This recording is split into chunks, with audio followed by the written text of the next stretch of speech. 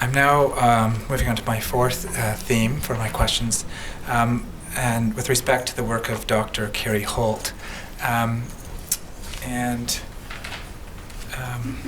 Ms. Wachowski, you'll agree that Dr. Holt's work focuses on the determination of upper and lower benchmarks to separate the red, amber, and green benchmarks as set out in the wild salmon policy? I would agree that a portion of her work focuses on that. Okay, and that's a good point. I'm really speaking about her paper, which is Exhibit 153, if we could perhaps have that. This paper focuses on her work on determining the upper and lower benchmarks that separate the red, amber, and green zones under the wild salmon policy. Yes, and also within this paper, though, I think a portion of it is just looking at what metrics to use as well, because she puts forward a number of metrics, and there's discussions about which metric is the best to use. That's fair enough, right? And so she makes those considerations and she comes up with her recommendation. Is that For correct? some of them, yes. Okay, thank you. And Mr. Lund, if we could have the wild salmon policy up just briefly to refresh ourselves about the benchmarks. This is at page 17. We have heard from Dr. Holt earlier. She's testified here, but just in the beginning of the second paragraph states that the lower benchmark between amber and red will be established at a level of abundance high enough to ensure there is a substantial buffer between it and any level of abundance that could lead to a conservation unit being considered at risk of extinction by COSUWIC. And will you agree that that Dr. Holt has applied that principle in her work? Yes, I'd agree that throughout her paper she makes reference to this for several of the lower benchmarks. Right, and that's okay, thank you. And then Dr. Holt set the upper benchmark to separate the amber and green zones at a level that is 80% of the spawner number that yields maximum long-term catch. Do you agree with that? I have a page reference if you'd like. I could take you to. Yes, please. It's at the Holt paper, so that's Exhibit 153, page 15 or 23 of 82.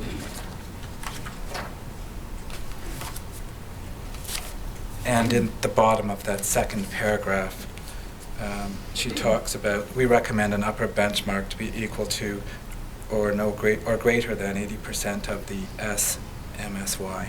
Well, as it's phrased in this report, it's the DFO's decision-making framework that recommends that benchmark. From this, I don't see that it being Carrie's recommendation. She's just being consistent with it. All right, well, that's fine, thank you. Or Dr. Holt, I should say. Yeah.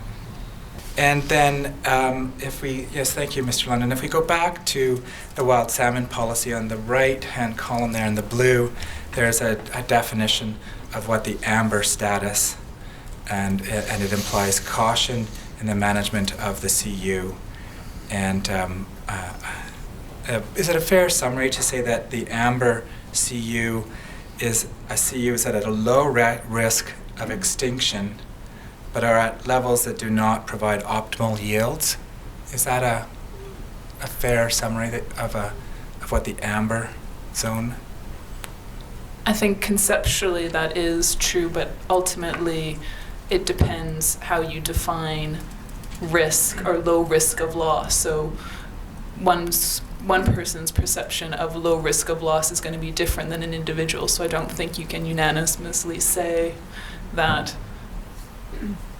it does actually do that. Depends what your perspective is and where you're coming from. Right, and that's part of the process that Dr. Holt's gone through with the peer review process to establish a scientific methodology to the determination of benchmarks in a way that's acceptable by the larger community.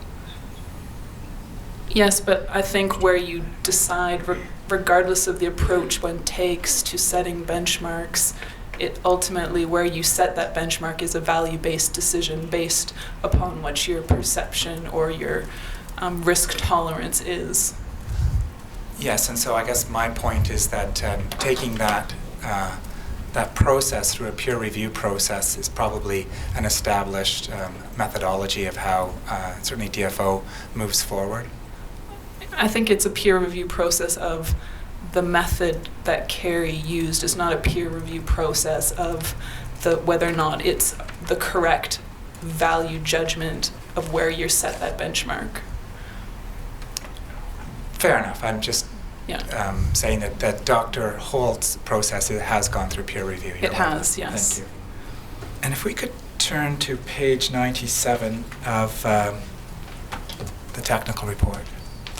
This morning, you commented that Dr. Holt's work does not include habitat condition as an indicator class. Is that you recollect that from this morning? When we looked at this chart? I don't think I actually said that, but based on this chart, yes, I would say now that there are not indicators that speak to habitat condition within Dr. Holt et Holt's al.'s work. method. Right, and that's why there's no X in that box there. Yeah. And would you agree that Dr. Holt specifically did not include habitat indicators because her work is on strategy 1 of the wild salmon policy, and habitat indicators are being designed and created under strategy 2 of the WSP, and that's not her business?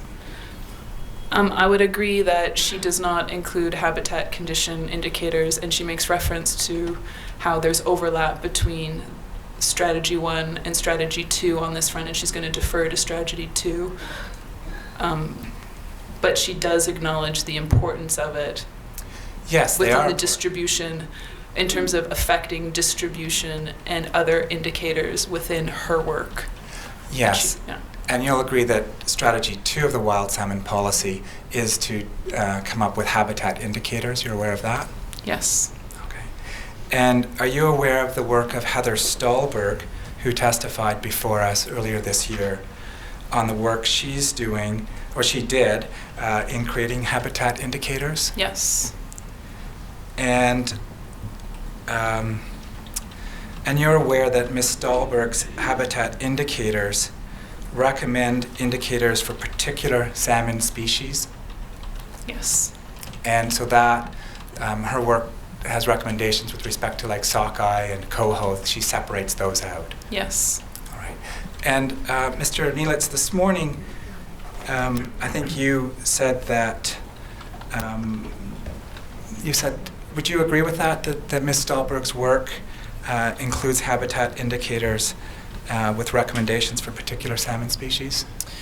I would say that I guess I would want clarity on the specific reference you're citing there. So if you mean let me ask, which reference of Stolberg's work are you referring to? A specific citation document? I'm just referring to her testimony before us here in this courtroom, where she described her work as providing recommendations. I haven't seen a transcript of that testimony, so I'm not exactly sure what she's referred to. All right. Well, we'll let the record the speak. specific species. We'll let the record speak for itself then. I don't have the transcript, I'm sorry, handy to read that to you. When I say that I'm aware of her work, it would be in a specific reference where I've seen her speak to, and it has a green cover. I can't remember what the exact reference is, but in previous documents, all right, it's not in there. So then I'm now moving on to my 5th theme, which is the work of Ms. Grant. You state at the bottom, at the very bottom of that page, on a separate note, Grant et al. Do not include distribution metrics in their assessment. In our opinion, this is a substantial oversight.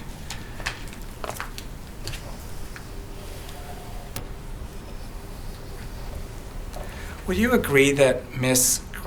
Ms. Grant is aware that distribution is not included in her work? That this was not a substantial oversight on her part, but a deliberate choice?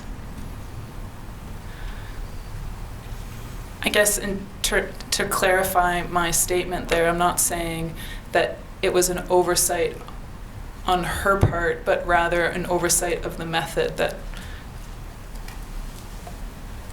she is aware of distribution and that it's not included in her method. I think it's a shortcoming of the method. Okay. And you're aware that, in her opinion, there isn't the existing data is not appropriate to include distribution in her analysis? That's what she says in her report? Yes. Okay, thank you.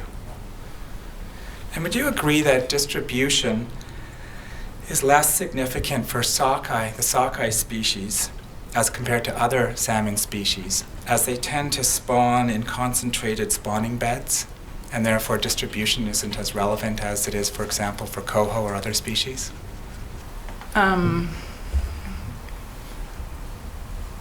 Yes. Thank you. However, I think with respect to the Holt method, the initial intent was to develop a status assessment method for across all salmon species. So Grant's method isn't necessarily applicable beyond sockeye. If she says in her title it's for sockeye. Right. Okay. You'll agree that Ms. Grant applied Dr. Holt's benchmark methodology to come up with her draft assessment of the sockeye salmon CUs, and she utilized the red, amber, and green WSP benchmarks. Isn't that correct? Just to summarize, that Ms. Grant applied Dr. Holt's benchmark methodology. She applied the methodology, but the benchmarks were not always the same. There were modifications made to the method that resulted in different benchmarks. Yes, but my simple point is that Ms. Grant's work is built upon that of Dr. Holt. Yes, it is. Thank you. And Ms. Grant presented the results of her assessment at a CSAS, Canadian Science Advisory Secretariat, meeting on November 15th and 16th, 2010. Were you at that meeting? I wasn't at it in person. I attended over the telephone. Okay. And so you'll know that the CSAS recommended that Ms. Grant's initial assessment should be considered preliminary pending decisions on how to combine information from multiple sources in the assessment. I'm not aware of the final recommendations that came out of that proceedings. Okay. Are you, with respect to feasibility, this morning you were talking about feasibility.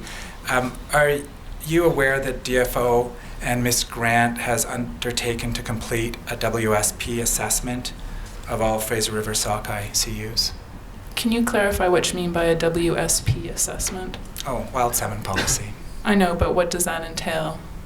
Well, that her draft report that we're discussing right now, that she's undertaken to provide a finalized version of that report, which will include an assessment of all the Fraser River sockeye salmon CUs. From a population perspective or a habitat perspective, or I'm just wanting more clarity because WSP has multiple strategies within it.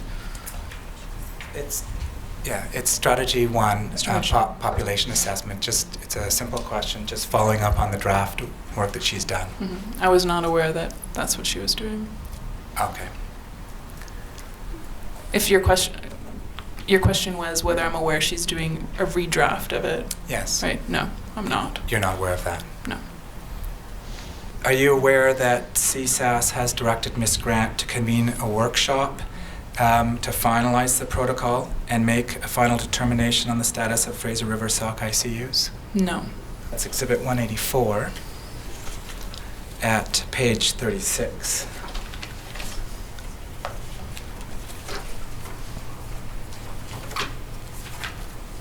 Which is 45 of 194.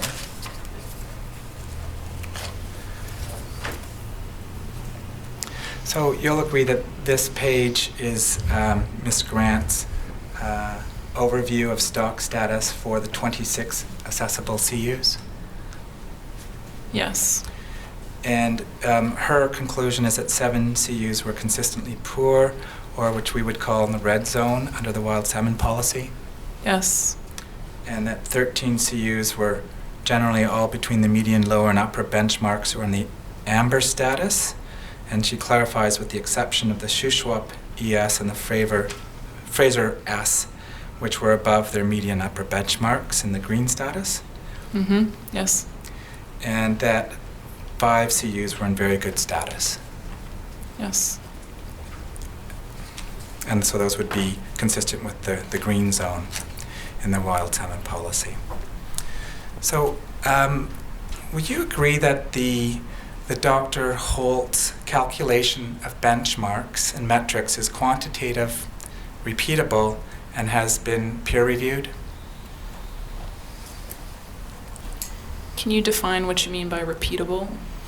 Well, I understand that what's important under wild salmon policy to ensure credibility of the assessment, so that all members, all stakeholders who have, in the Canadian public in general, can put weight and reliance on these benchmarks, that it's important that the benchmarks and the metrics are quantitative and repeatable, in the sense that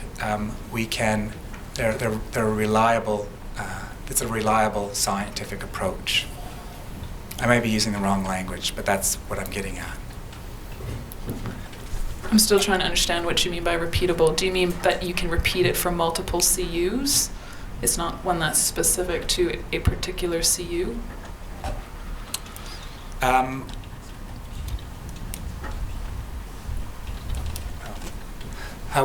would you define repeatable?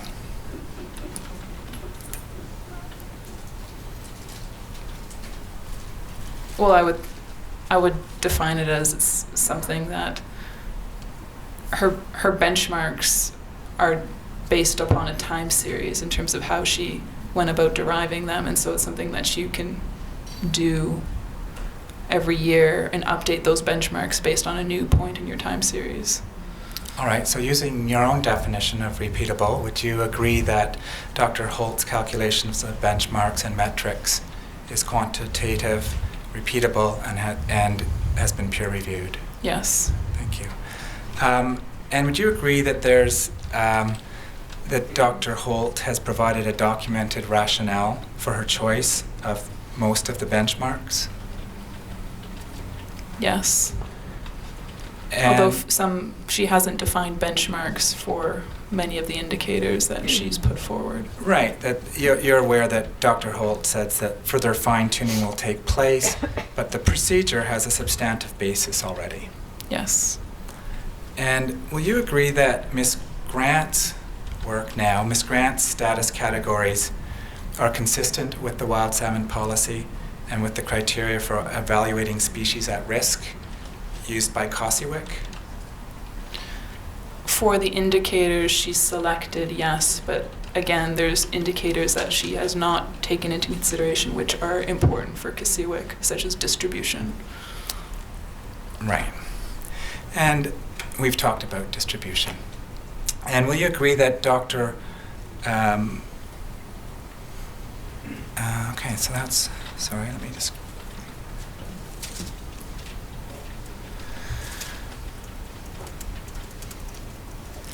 And will you agree that Ms. Grant did not assign numbers to her rating system of 1 to 5, but instead Ms. Grant's work was to assign the CUs to either red, amber, or green? I'm not aware of her having a rating system of 1 to 5. I think that might be Pestle and Cass you're referring to. Right, and that's my point. Pestle and Cass had a rating system of 1 to 5 for their purpose, and Ms. Grant's work has a rating system of red, amber, and green. Yes. And so my point there is, I guess, is that it's difficult to compare Ms. Grant's work under the wild salmon policy to Pestle and Cass's work for the Pacific Salmon Commission to make recommendations on where funding or projects should be made because they have different rating systems. I disagree with that system because there are if you take the bookmarks or bookends of those two rating systems, everything is scalable in between. In terms of, so you take the worst, the red, and you make the red spectrum, which is what I did, which you make red equal to 5 and green equal to 1. All the CUs within came out in between relatively, and so you can qualitatively sort of align the two together. I don't think they're non-comparable. So you made 1 red and 5 green, and what did you do with 2, 3, and 4? Did you make them amber? I made 3 amber, and then depending on the description and that Grant provided for each of the CUs, for those CUs that were, I then determined whether or not I thought it should be at the far end of a 5 or a 1, or whether it should be at a 2 or a 4. So it was a qualitative assessment. All right. And has your assessment been peer-reviewed? Nope. I'd like to now turn to my 6th theme, which is comparing Pestle and Cass to Grant, to understand how you reached your conclusions. At page 8 of your report, at the top there, work of Grant et al. Is useful for our purposes because they determine status for all Fraser River sockeye salmon CUs, thus providing a point of comparison with Pestle and Cass. So that's what you did. Yes. And earlier this morning you said you didn't rely on Grant's work in your direct examination, but clearly you did rely on Grant's work in considering her assessment of the CUs. I think what I said this morning was that we didn't actually review Grant's work from the 4 criteria that we put forward for looking at each of the status methodologies. Oh, so you just accepted her work within the corners of the work? No, we just didn't. We didn't review it because it's something that is still a work in progress. Okay, thank you. And if we could then turn to figure 5, which is the new exhibit 562A, I believe.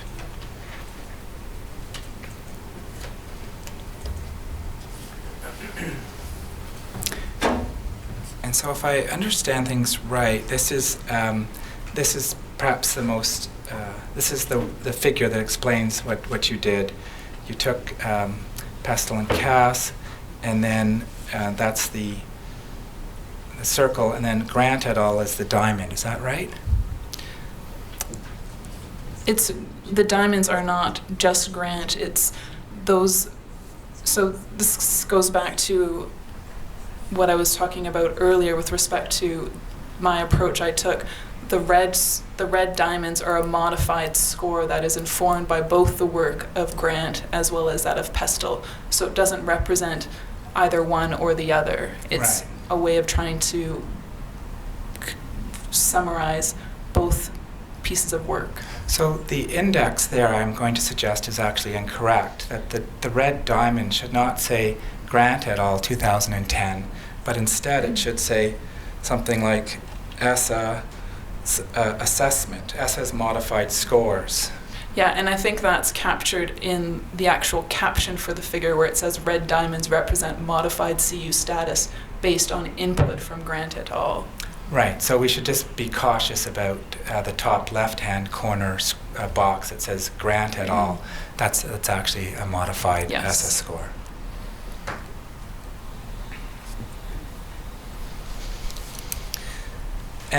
And part of that is the fact that Grant et al. Did not use this rating system 1 to 5. She assessed them based upon the wild salmon policy, green, amber, and red zones. Yes. So if we then turn to table 1, which is in the same exhibit at page 92,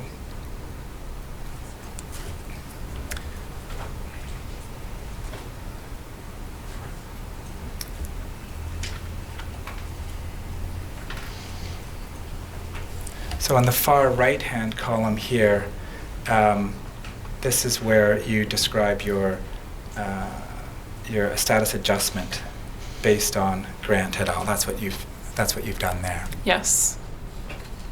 Where, just to clarify, 1-2 would mean 1.5. It doesn't mean 0.5. In terms of how I was depicting the information in that right-handmost column. Right. And 1, 2, 3, 4, 7. The 7th column, status scores SEV, that's from Pestle and Cass. Correct. So that's Pestle and Cass, the 7th column down, and then the far right is your adjustment that you've made. Correct. And you've then, really you're not using the wild salmon policy, red, green, or amber zones. You're using numbers 1 to 5 like Pestle and Cass. Correct. And the rationale for doing so stems back to things that I've brought up earlier about how where you define those benchmarks in terms of classifying something as either red, green, or yellow is a value-laden decision, and we were not tasked with making that decision. And it was therefore felt to be inappropriate for us to assign where to put that benchmark to make it equivalent to wild salmon policy purposes. Right, so you're not working with the wild salmon policy framework. You're using this separate framework that you've just described.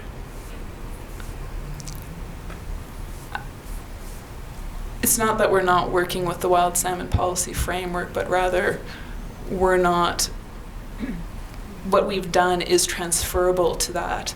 We have just decided that it was inappropriate for us to make a value-based judgment about where to put a benchmark.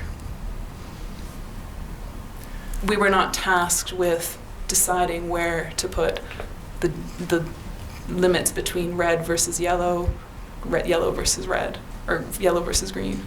Right. So we can't use your numbers for that purpose. Yes, you can if, for example, someone who is in a position to place those benchmarks, they can decide whether or not they want to put a benchmark at, for example, 2 to distinguish between green and yellow.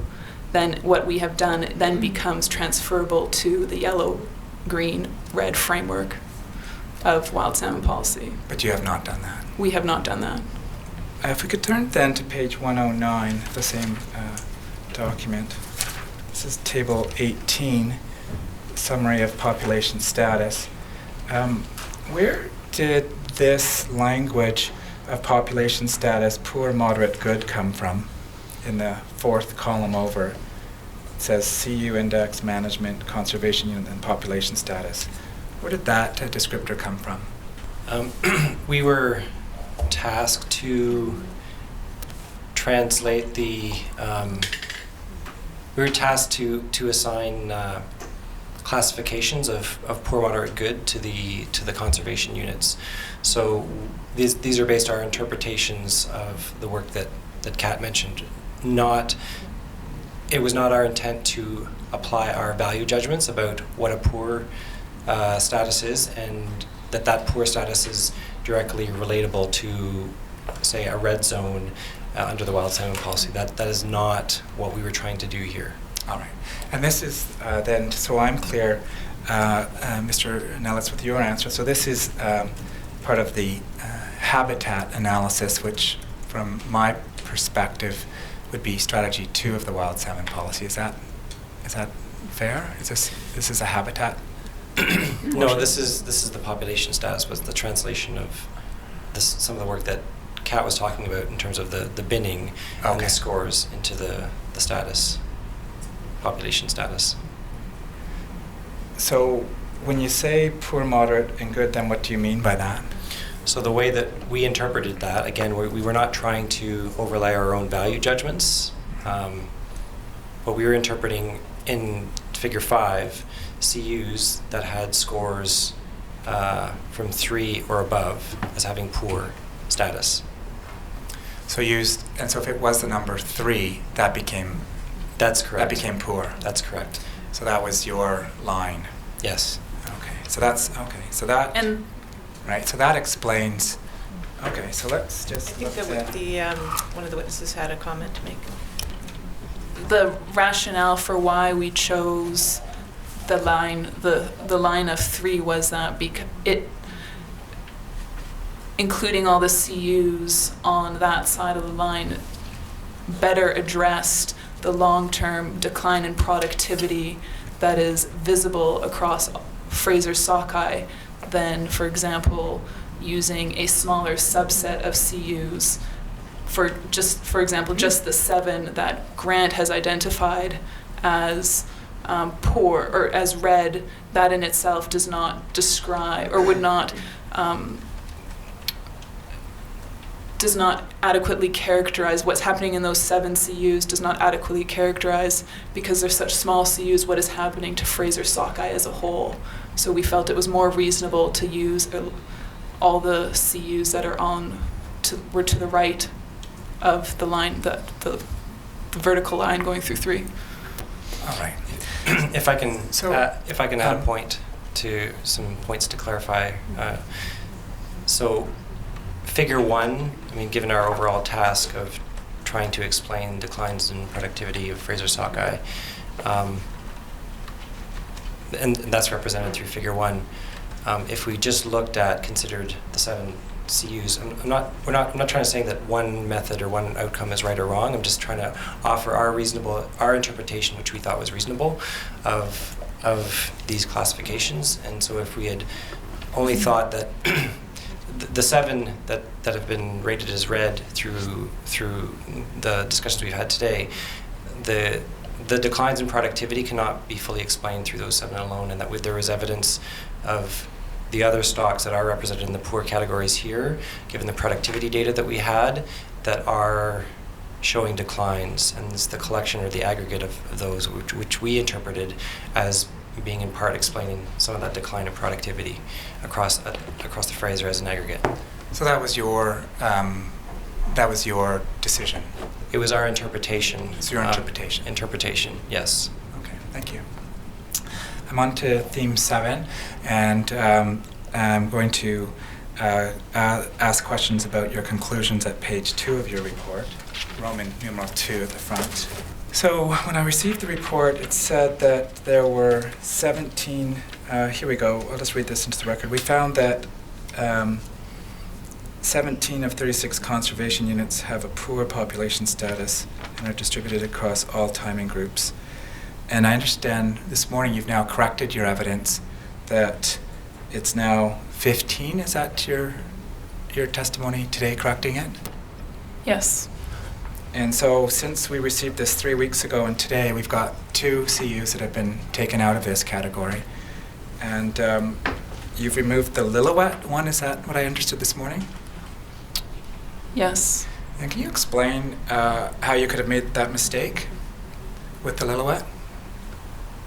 You had those inverted, didn't you? Yes. The pestle and Cass and the... Yes. Yeah, you had those inverted. Okay, so that's so now we're not at 17, we're at 16, and then the other one that you are Was Shuswap complex, and that was just that was a typo.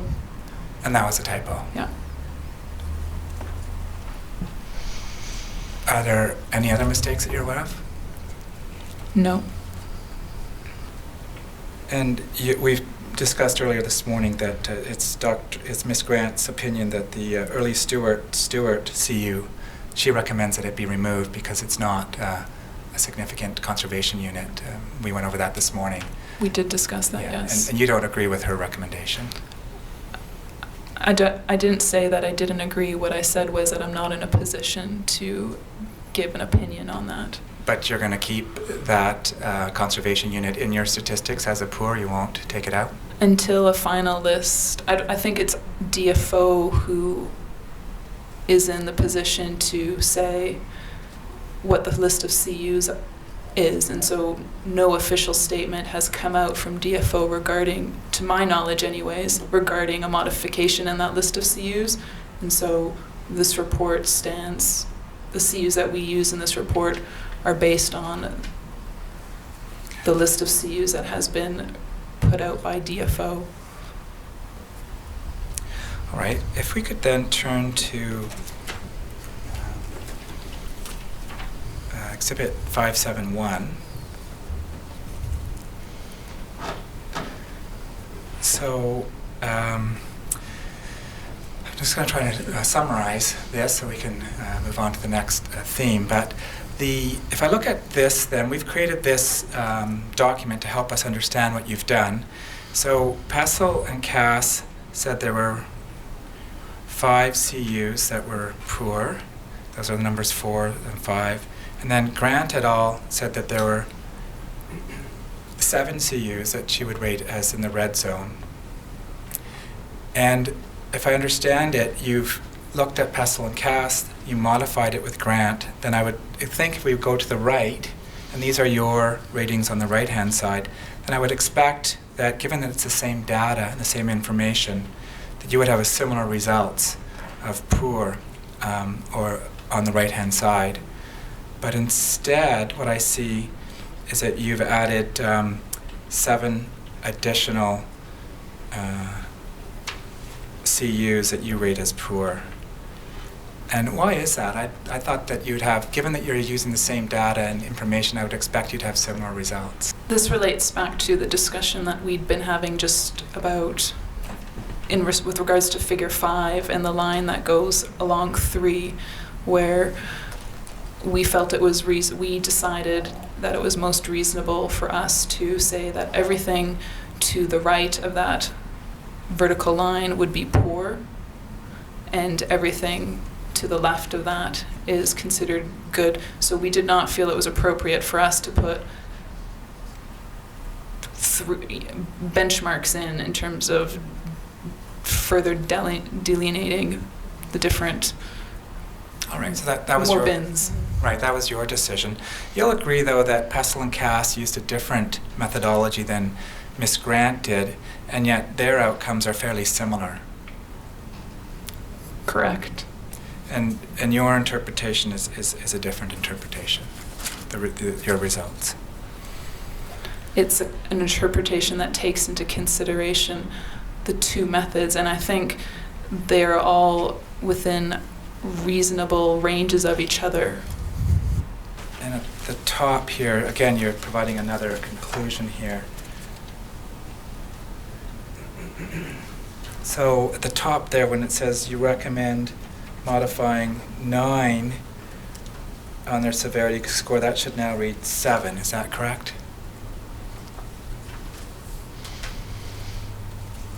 If we take out the Lillooet mistake and we take out the typo, then that would come down to 7. Is that correct? 1 second. Our Exhibit 571 is how I figured out the number 7. If we could turn to Exhibit 571.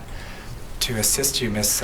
Wachowski, all I did is I looked at Ms. Grant has her 7 in the red, and then on the right-hand side, you have poor.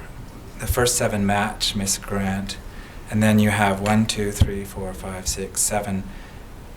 And you've corrected that the Lillooet should not be poor this morning.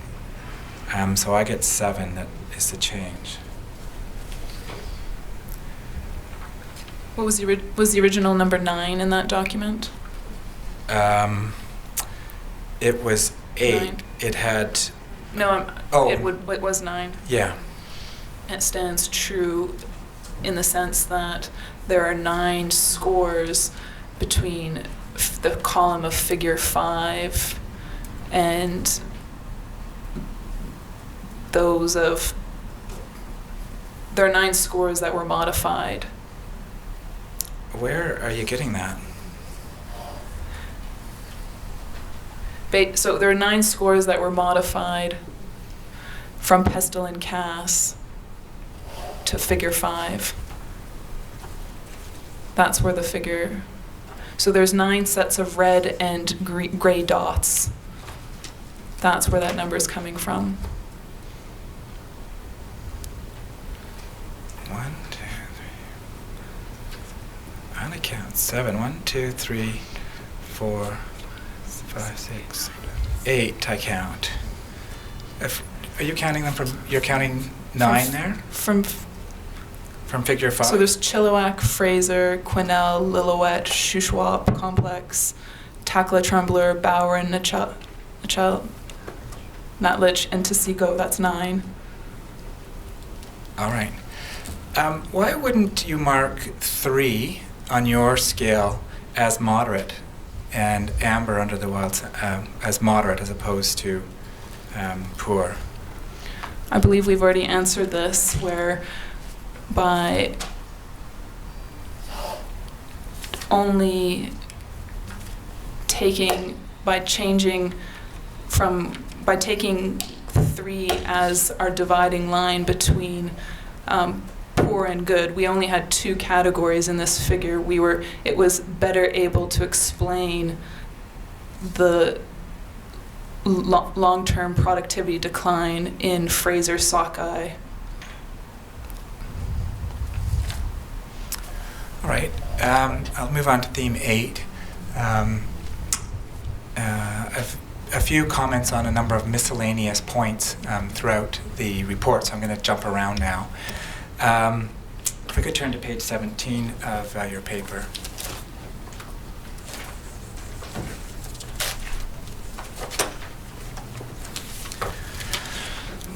You make a general statement here with this respect to indicators of rearing habitat quantity/quality. A general statement is made that sockeye production is limited by lack of spawners. That's what you say there? You say there? Yes. So you're talking about recruitment limited? Yeah, I'm just talking about this section here. Yeah. And then later in the section, you suggest that the lack of carcasses has added to nutrition limitation in the rearing lakes. Yes. And Has likely resulted. yeah, so will you agree that these statements cannot be generalized, as many of the largest lakes are, or have recently, exceeded the number of spawners needed to maximize smolt yields? That's fair, yes.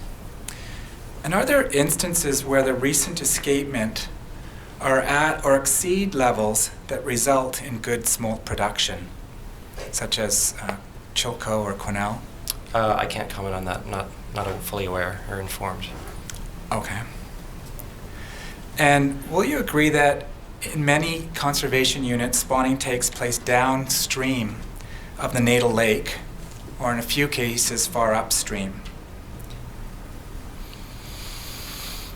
To agree with many, I can't necessarily agree with many, but I can say that the general circumstances you describe the variation in spawning attributes or characteristics of sockeye. Yeah, sometimes they're downstream, Yes. and sometimes they're upstream. And so you'll agree that in these lakes, carcasses will have no bearing on lake productivity. Yes. Okay. And so is it always true that the nutrient from carcasses will benefit juvenile salmon? Doesn't that depend on the location of the spawning stream relative to the lake? Yes, but in terms of sockeye, yes. But there Okay. are other benefits to other salmon species which Yeah, I just... can have nutrient benefits as well. Okay. Can, derive benefits from those nutrients in the streams. If we could then move to page 71 of your report on with respect to mountain pine beetle.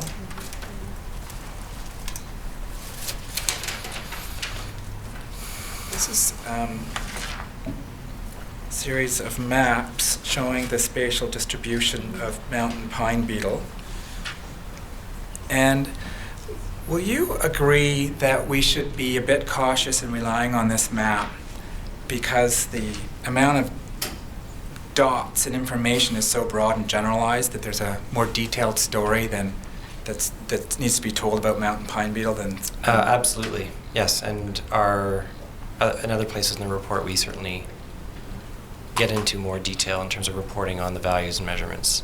Yeah, and I just you'll agree then that the level of pine beetle infestation varies throughout the areas shown on the map? Yes. and that some forests are all pine and other forests are mixed. Yes.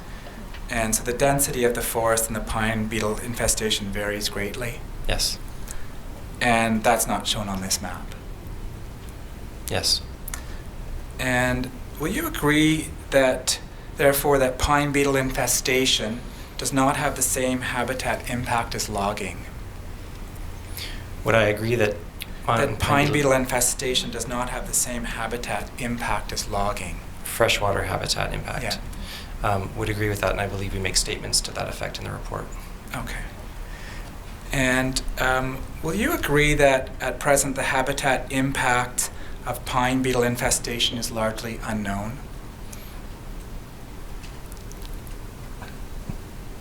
I would say that we understand some of the mechanisms of effect, and that there is some evidence that there are effects. However, there are lots of uncertainties in being able to predict what the effects might be. All right, thank you. So finally, it's still unclear whether pine beetle infestations will significantly impact sockeye habitats. I would agree with that. Okay. If we could then move to page 77 to map on your small hydro projects. And again, I'm just wanting to clarify what we can learn from this map. Will you agree that not all of the dots on this map are currently operating hydro facilities? A number of these sites are only proposals. I think you say that in the text, but you don't show that differentiation here on the map.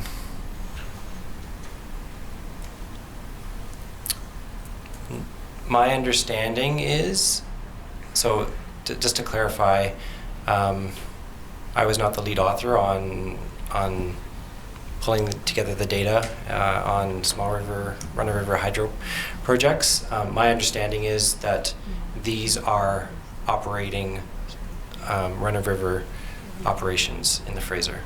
Okay, so I think we should then look at the text at 3.3.2.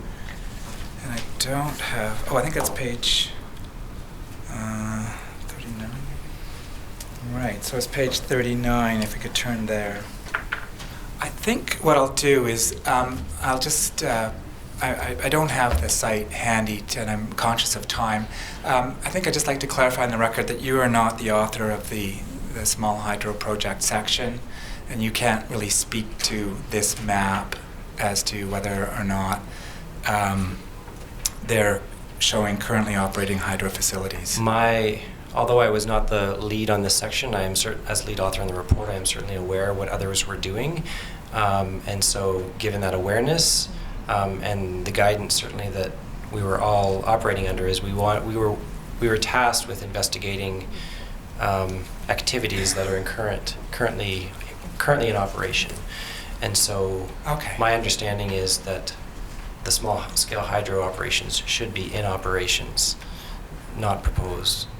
All right, and just, I'm going to move on. I'll move on. I'll just note for the record that my recollection is that the text is better at explaining that. Assessment of stressors at the CU level. If we could turn to summary tables 11 and 14, which is at page 102 to 105 of the report. You've ranked the relative, you've provided a ranking of conservation units, is that correct? Yes, in terms of the cumulative stress that those CUs are exposed to. Yeah, and I'm curious about how you got to these numbers on the right-hand column, stressor summary. Did you add those different stressors up to get like 15 and 14? How did you do that?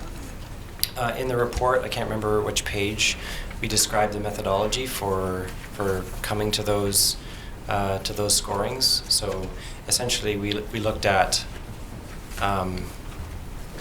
we used a statistical method to look at the variation in intensity of disturbance across those different stressors and to cluster the levels of disturbance into categories of high, medium, and low, and then assigned arbitrary scores to those to say, well, high is going to be weighted more or heavier than a moderate or low level of disturbance, and then sum those across the stressors.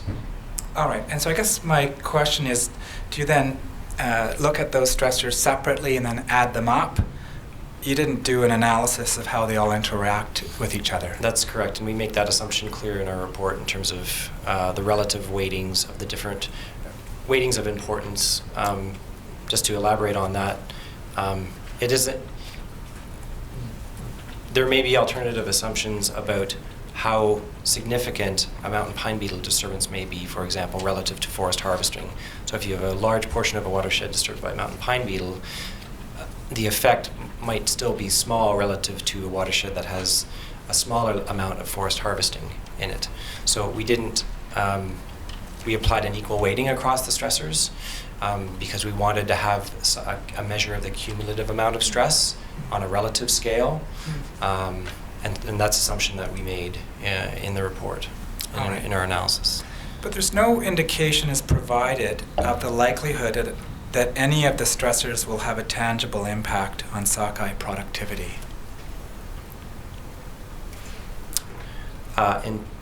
In our report, we do talk about the plausibility and the pathways of effects of the different stressors on the sockeye life stages. So we do talk about those stressors having likely, that it is possible that those stressors can have effects on sockeye. All right. If we could then turn to page 107. Going back to the IPP, it looks like I was wrong with that map. At page 40 of your paper,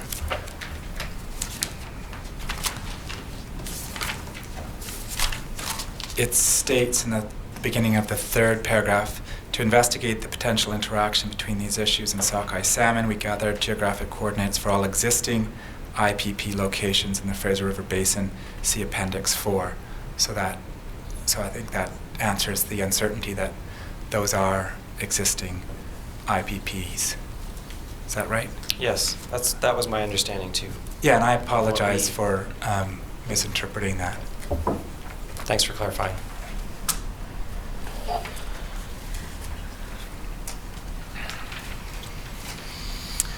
Page 107 of your paper.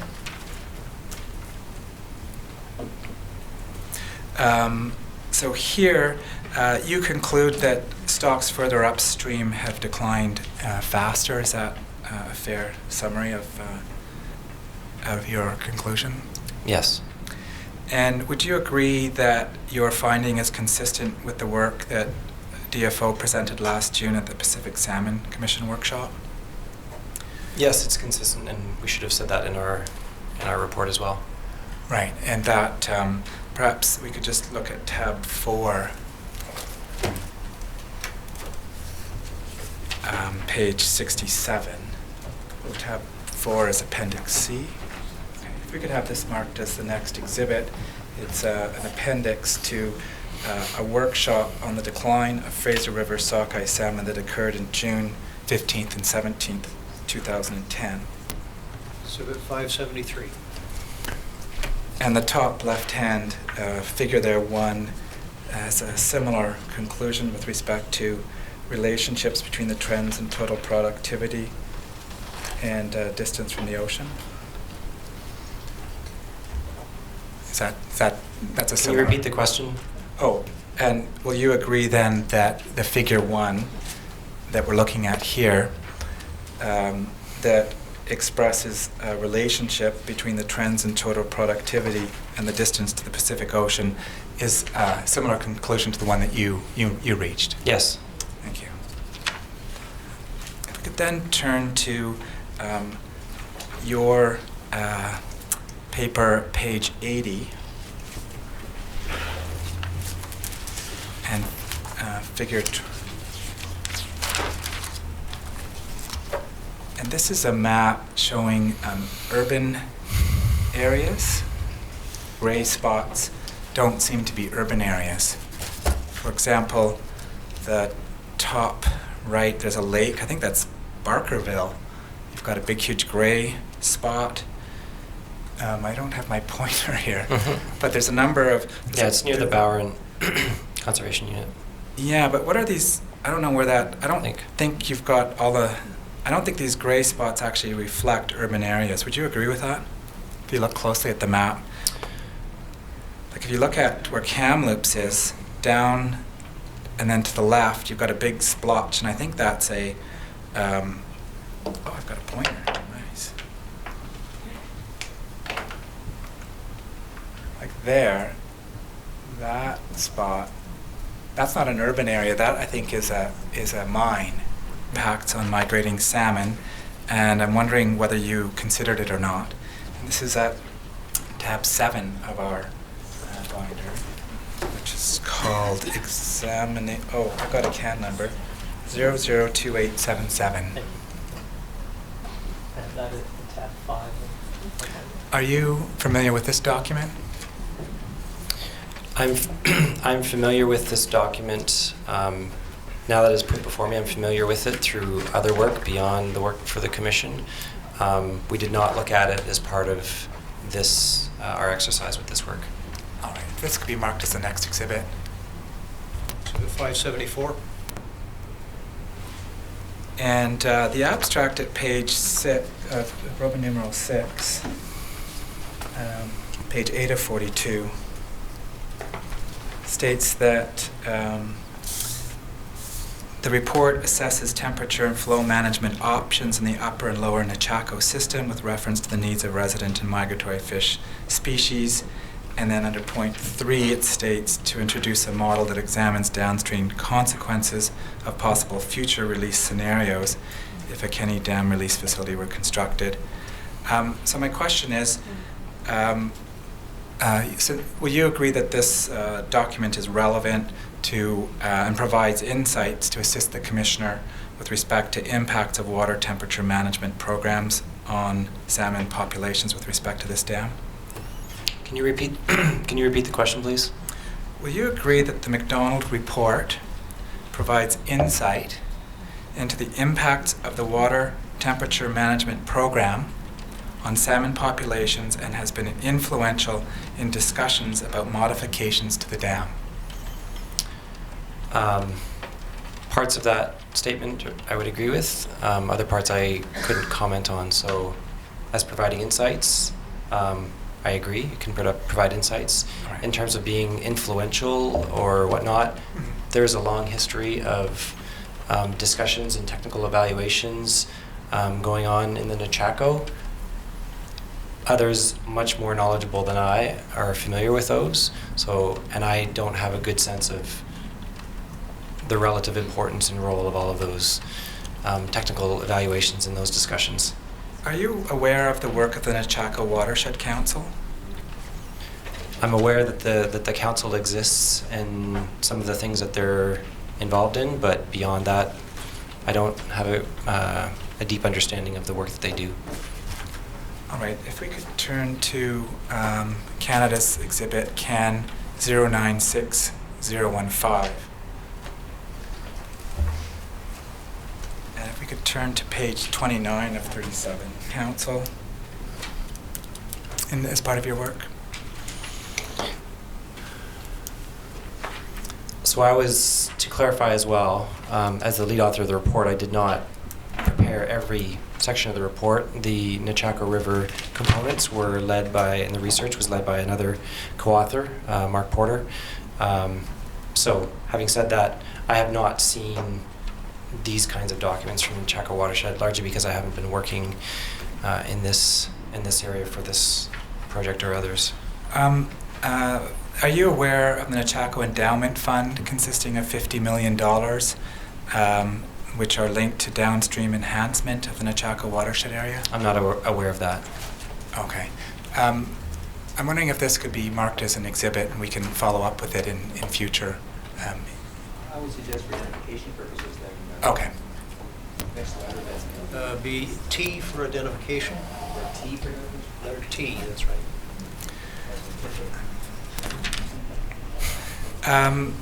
And with respect to your freshwater habitat conclusion, this is going to be my summary. Is it fair to summarize your conclusion that the decline of sockeye salmon in the past 30 years is not likely to have been caused by a concurrent decline in habitat conditions, either across the Fraser Basin or in individual CUs. Can you repeat that question, please, a Sure. little more slowly? Is it fair to summarize your conclusion that the decline of sockeye salmon in the past 30 years is not likely to have been caused by a concurrent decline in habitat conditions? I agree. Okay. And this conclusion is similar to a conclusion that DFO reached at the 2010 Pacific Salmon Commission workshop. Would you agree with that? Yes, I agree. All right. And just perhaps for the record, that's at 3, page 71. And then page 71 at the very bottom there. And it was concluded then that we were unable to find any quantitative evidence to support the hypothesis that the declines in the productivity of Fraser sockeye salmon were related to changes in freshwater habitat conditions in the natal and nursery environments. That's consistent with your conclusion. Yes. Okay, my last series of questions, I see the time, I'll try to finish in the next 3 or 4 minutes, I'd like to talk to you about your recommendations at page 59 to 61 of your report. Your report is largely silent on recommendations for the protection or restoration of habitat or any other measures such as regulation of land use activities that could impact sockeye habitats. I would agree with that because I do not feel that we were tasked with coming up with management recommendations in terms of what actions need to be taken to address the impacts on habitats. So you focus your recommendations on science? Yes. All right. Would you agree that the maintenance of the amount, quality, and connectivity of habitats is important for continued sockeye production? Yes. And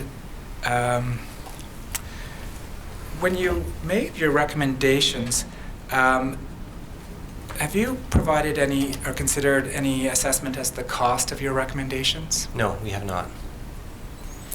Could you speculate? Do you have any idea whatsoever? No. You don't. And is more information enough, or are other steps required? I'm just wondering if, Required for what? to ensure the freshwater habitat, the protection of the freshwater habitat of the Fraser Sockeye River. So, sorry, can you repeat the question from the beginning, the full question?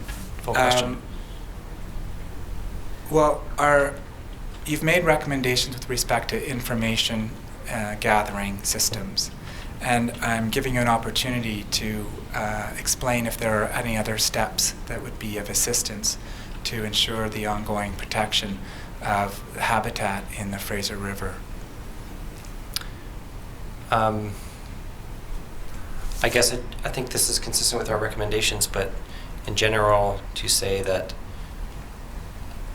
to ensure protection of the habitats, it's helpful to have a stronger link or a strong link between the response of those habitats and the actions that agencies, DFO and others, the provincial agencies as well as federal agencies, are taking. So those management actions, those policies, those regulations. So there needs to be both. I think there needs to be both sides. We need to have understanding on both of those sides, the science and the management. Okay, and in your recommendations, you speak about agencies, and you talk about the need that they be linked better in terms of data sharing. What are the agencies that you're referring to? In general terms, we do list the agency. We do list agencies here on page 61, and it was a general phrase. Given shifts in responsibility, certainly within the province, I'm not fully informed about how responsibilities have changed in the province and who's collecting what data or responsible for what data. But the federal and provincial agencies that are listed in page 61. All right, thank you. Those are all my related questions. to that. Thank you very much. Thank you. Mr. Timberg, I just wanted to ask a question going back to some of the evidence you elicited earlier from these two witnesses. Either witness could answer this. Can you explain to me, you've talked about science and value judgments. Is it easy or difficult to explain to me where the line is drawn between science and value judgments? In other words, and I'm talking about the CUs. I'm sorry, I should have said that. But I think that's the way it was addressed in the answers that were given. Is that question reasonable? And if it is, can it be answered? Can you try to rephrase your question a little more I think concisely? there was so I discussion get around clearer to it? where you were able to give an opinion in your report and where you were not. And in those areas which related to science, you were able to give your view. But there were areas in which you felt you were not qualified to give an answer because it would require a manager perhaps making a value judgment. It just wasn't clear to me where you were drawing that line and what you meant by that. Well, with regards to the CUs, a large part to which we were referring was where you draw that line with respect to the benchmarks between the red and the yellow and the green. And so depending on what your management objectives are and what it is you're trying to do and what your values are, those where you draw those lines between those three categories will be different. So that's helpful. So as a scientist, if you're charged with the responsibility of establishing benchmarks, are you saying that there's no value judgment involved in establishing those benchmarks? There is a value judgment in terms of where you're establishing those benchmarks. It depends what the science that's being carried out in these methodologies is for an applied purpose. And so the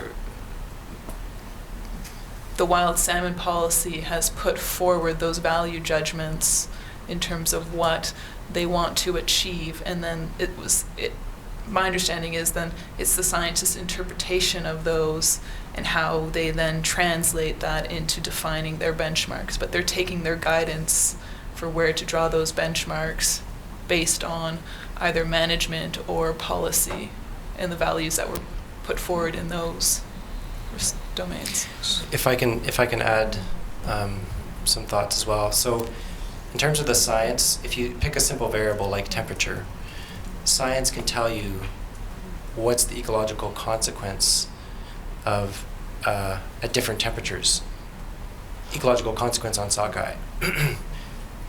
Overlaid on top of that is a value judgment about, okay, when is, say if we're talking about impacts, when is a certain level of impact too much that we don't accept that as a management agency anymore. That is a value judgment about determining significance along a continuum. So science can tell you the number, or a continuum of numbers, and kind of what's going to happen along that continuum in general terms. But what to do given a given number is a value judgment, and it's an interpretation of an agency and managers and whatnot. So there's in our experience in the work that we do, there's a need for an interaction between the scientists and the managers to work together to understand. Okay, the scientists can say this is what's going to happen at this level, but what's the societal consequence of that? Because everything comes at a cost. If we try to minimize impacts, that may lead to constraints on other industries or sectors, which then have economic impose economic constraints on those industries or sectors. So that's why it is a value judgment, and it requires trade-offs among not just the ecology or the environment, but against other things that are also influenced by those choices. So if I understand your evidence, then you're not making that trade-off as a scientist. You're accepting the trade-off and then providing the results. Yes. All right. Thank you. Thank you, Mr. Commissioner. It's 3:20. We have the next person who is on my schedule is Mr. Rosenblum, and I don't know if he's ready to start this afternoon, and then hopefully we can complete his examination, and that will probably take us to the end of the day. If we finish early, Mr. Eidsvik or Mr. Harvey would be able to start their examination. I think 10-minute break, I think. We're now recess for 10 minutes.